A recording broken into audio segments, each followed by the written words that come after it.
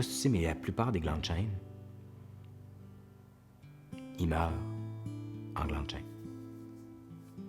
Ils ont été vraiment hot. Ils ont réussi à faire une super job de protéger tout le potentiel de vie. Ils ont fait une super job de glands de chêne.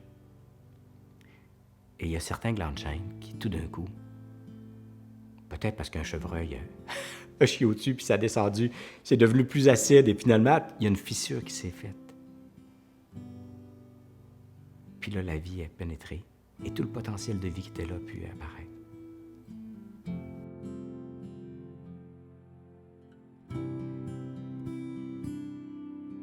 C'est par la faille que la lumière peut passer. Donc c'est pas du tout... En fait, ça nous fait perdre notre toute-puissance pour se rendre compte qu'à l'intérieur de nous, on livre passage à plus grand que nous. Mais tant qu'on a l'impression que c'est le petit moi qui contrôle tout, il laisse pas passer cette puissance qui le dépasse. Donc, la brisure est bénie. C'est une divine blessure.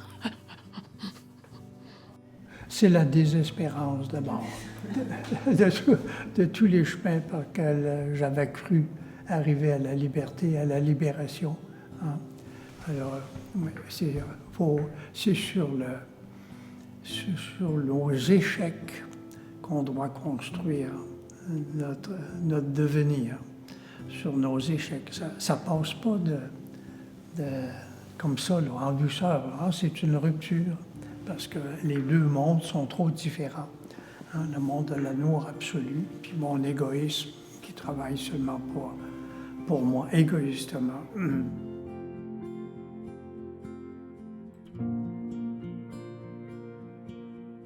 Le début de la présence, ça engendre souvent de l'angoisse, de l'anxiété, de la souffrance, parce qu'on commence à voir le monde à l'envers, le monde par la noirceur, y compris nous-mêmes. On se voit par notre noirceur, on voit le monde par sa noirceur.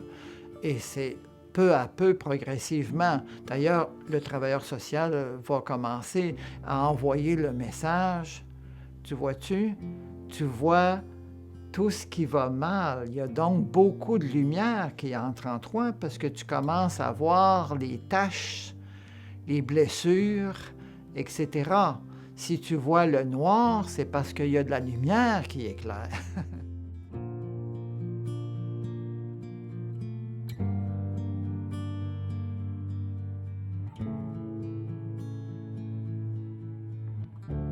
Toute l'expérience de la philosophie, c'est ce qui se passe quand on ressent un malaise parce que, comme dit Rimbaud, la vraie vie est absente, nous ne sommes pas au monde, et que l'être poétique, l'être mystique, l'être profond ne vit pas à l'intérieur de nous. Donc je me dis, c'est pas possible, je ne peux pas vivre dans ces conditions parce que la vie est irréelle. Et là, nous entendons l'appel intérieur qui nous invite à rentrer dans notre être profond. La mesure de ta liberté intérieure, c'est ta joie de vivre. Ça, c'est une phrase qui m'a vraiment marquée. Et si on ne se lève pas tous les matins avec un bon minimum de joie de vivre, il faut se poser la question, mais qu'est-ce qui est emprisonné, là? Qu'est-ce qui n'est pas libre?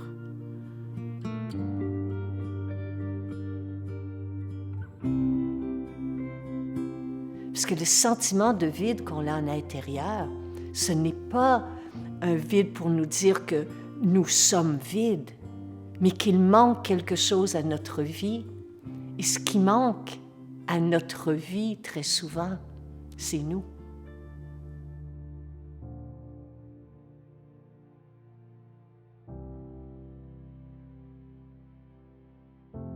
Les philosophes anciens disaient il faut se rendre compte chaque jour qu'on est mortel.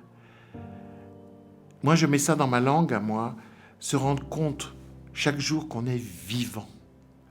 C'est-à-dire qu'on a ce cadeau incroyable d'exister, d'être en rapport avec les autres, d'être en rapport avec le monde, la beauté du monde, la beauté de ce que font les êtres, et savourer ça intensément. Voilà, notre devoir, c'est le devoir de vivre intensément.